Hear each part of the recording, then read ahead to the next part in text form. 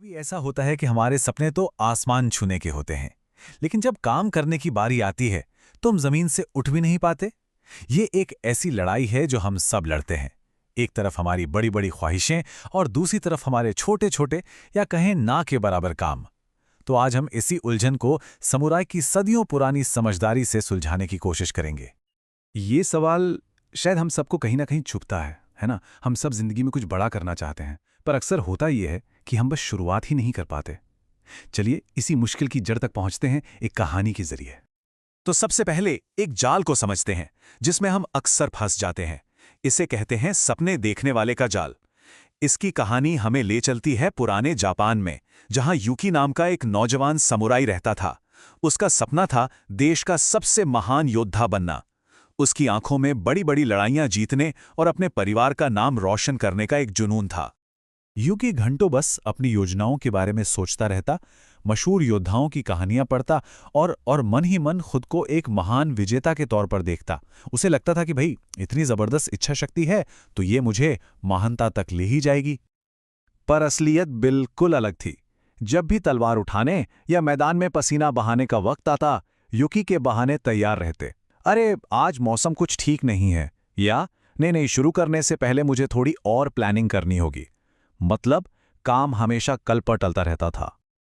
और देखते ही देखते साल बीतने चले गए। यूकी के सपने तो और बड़े हो गए, लेकिन उसका हुनर, वो जीरो पर ही अटका रहा। जिन नौजवान योद्धाओं ने हर रोज मेहनत की, वो उससे मीलों आगे निकल गए। और तब जाकर यूकी को एक कड़वी सच्चाई का एहसास हुआ। पता है क्या हुआ? उसके सपनों ने उसे ताकत देने की बजाय उसे कमजोर बना दिया था। उसकी कहानी हमें ये सिखाती है कि सिर्फ बड़े सपने देखना काफी नहीं है, बल्कि ये एक बहुत बड़ा जाल भी हो सकता है। देखिए, यूकी की कहानी सिर्फ एक कहानी नहीं है, ये एक मनोवैज्ञानिक सच्चाई को सामने लाती है, जिसे हम कहते हैं चाहने और करने का अंतर। ये समझना बहुत जरूरी है कि आखिर हमारी बड़ी बड़ी इच्छाएं अक्सर नाकामयाब क्यों हो जाती हैं। चलिए इसे थोड़ा और गहराई से समझते हैं। ये वो खाली जगह है जहां सपने तो खूब हैं पर काम बिल्कुल नहीं। और मजे की बात यह है कि जब हम सिर्फ अपनी योजनाओं के बारे में बात करते हैं ना, तो हमारे दिमाग को लगता है कि हमने कुछ हासिल कर लिया है। ये एक तरह का मानसिक धोखा है। ये स्लाइड इस फासले को बहुत साफ साफ दिखाती है। देखिए, एक तरफ यूकी के ऊंचे सपने थे, महारत हासिल करना, सम्मान पाना, जीतना। और दूसरी तरफ थी उसकी हकीकत, कोई काम नहीं, सिर्फ बहाने, और आखिर में बस पछतावा। तो सवाल यह है कि इस फासले को भरा कैसे जाए। समुराई की बुद्धिमत्ता हमें मोटिवेशन यानी प्रेरणा के बारे में एक बिल्कुल ही अलग नजरिया देती है। एक ऐसा नजरिया जो हमारी आज की सोच को पूरी तरह से चुनौती देता है। आमतौर पर हम सब क्या सोचते हैं कि हाँ बिल्कुल, काम शुरू करने के लिए मोटिवेशन सबसे जरूरी है। हम सही मूड, सही फीलिंग का इंतजार करते हैं। लेकिन समुराई का मानना था कि यही सोच सबसे बड़ी गलती है। तो सबसे जरूरी बात यह है कि असली जो क्रम है वो हमारी सोच से एकदम उल्टा है। प्रेरणा काम शुरू करने वाली चिंगारी नहीं है, वो तो काम करने के बाद जलने वाली आग है। जब हम कोई काम शुरू करते हैं, उससे एक रफ्तार बनती है, और वही रफ्तार हमें आगे बढ़ने की प्रेरणा देती है। ये कितनी गहरी बात है, सोचिए। अगर कोई सही मौसम का इंतजार करता ही रह जाए तो शायद वो अपनी यात्रा कभी शुरू ही ना कर पाए।